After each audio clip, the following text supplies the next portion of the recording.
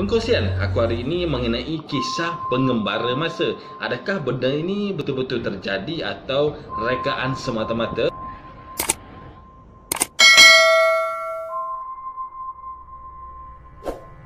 Assalamualaikum warahmatullahi wabarakatuh. Salam sejahtera, selamat kembali ke Isa Yakub Channel. Jangan lupa subscribe, like, share, komen. Okay, free saja, tak ada kena bayaran apa-apa. Okay, hari ini aku meneruskan kongsian aku hari ini mengenai kisah pengembara masa. Adakah benda ini betul-betul terjadi atau rekaan semata-mata untuk mendapat perhatian di seluruh dunia? Okay, bolehkah kita kembali ke masa silam? Dan bolehkah kita pergi ke masa hadapan? Ramai orang ataupun manusia dekat dunia ni menolak mentah-mentah kemungkinan kita mampu mengembara merentasi masa. Orang putih panggil travelling, berderak. Orang Kelantan panggil berderak, berjalan, makan angin. Okey, tunjuk 7 antara cerita ataupun misteri yang pernah terjadi dekat dunia kita. Okey, nombor 1 ni, hotel yang hilang. Okey, lebih kurang satu kes yang terjadi pada tahun 1979 pada bulan Oktober. Sepasang suami isteri ni bernama Simpson dan Gibbs mengembara menaiki kereta dari Perancis ke Sepanyol. Mereka telah bermalam di sebuah hotel lama. Semasa perjalanan pergi, dalam perjalanan pulang tu, dia mahu singgah kembali dekat hotel yang dia bermalam tempoh hari.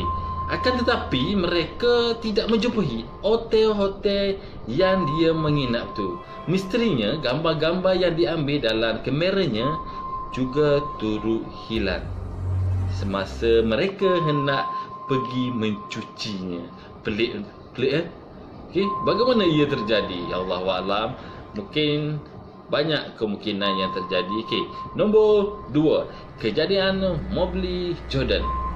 Okay, kisahnya pada tahun 1901, dua orang wanita bernama Anne Mobley dan Eleanor Jordan, yang mana mereka ni adalah pengetua dan timbalan pengetua di St. Hart College Oxford, dilaporkan secara tidak sengaja berada di zaman silam berlakunya revolusi Perancis.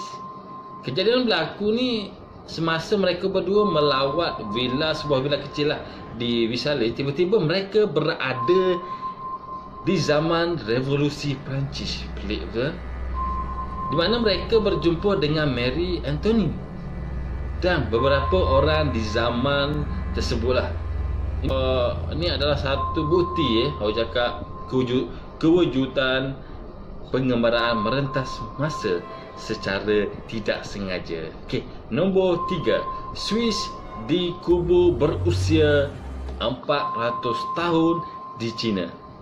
Okey, pada Disember 2008, arkeologi China secara tidak sengaja mengeluarkan keranda yang besar dipercayai tidak diusik selama 400 tahun. Kubur Siking di bandar Shanxi. Semasa mereka membersihkan tanah di sekeliling keranda, mereka terkejut kerana menjumpai semetuk jam yang kecil berjenama Swiss yang menunjukkan masa jam pukul 10.06.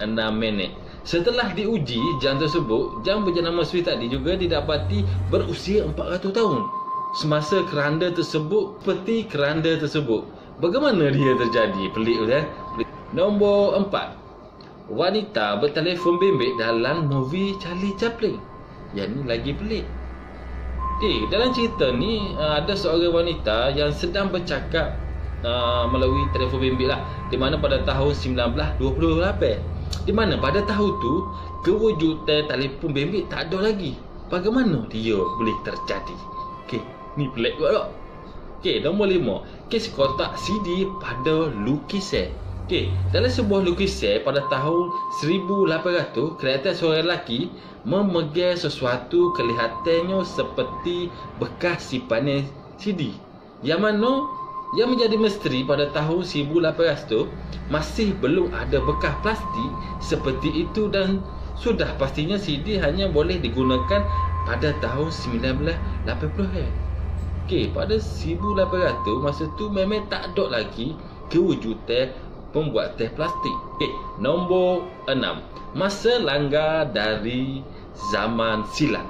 Pada tahun 1950, seorang lelaki ni awal 30 umur dia, bernama Roduk Fengs, memakai pakaian daripada abad 19, telah dilanggar dan terbunuh dalam kejadian langgar lari di New York City, Times Square. Syaratan lanjut yang dibuat oleh polis NYPD menunjukkan lelaki tersebut telah hilang tanpa meninggalkan sebarang jejak pada tahun 1876 pada umurnya 29 tahun lagi. Barang milik peribadi yang dijumpai pada masa adalah Cooper token dari pembelian bil menjaga kuda dan membasuh kereta kuda. Surat bertarikh 1876 $10 dan kad nama bisnes tanpa berlaku sebarang cakap penuh lah. Okey, pada masa telah menunjukkan beliau ni mengembara dari tahun 1876 ke tahun 1950. 7. Pengembara masa hipster.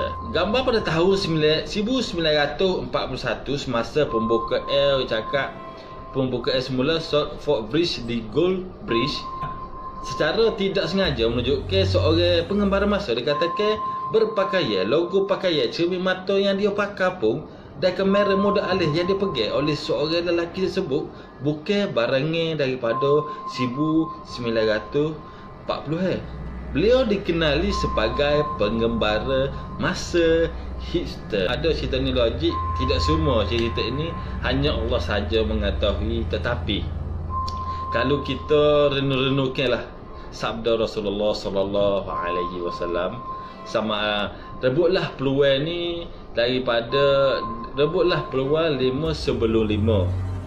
Masa muda sebelum tua, masa sihat sebelumnya sakit, masa lapar sebelumnya sibuk, masa kaya sebelumnya miskin, masa hidup sebelum mati. Ini seolah-olah orang raya menyatakan bahawa seorang hamba Allah tu tidak dapat mengembalikan waktu-waktu yang telah lepas. Okey.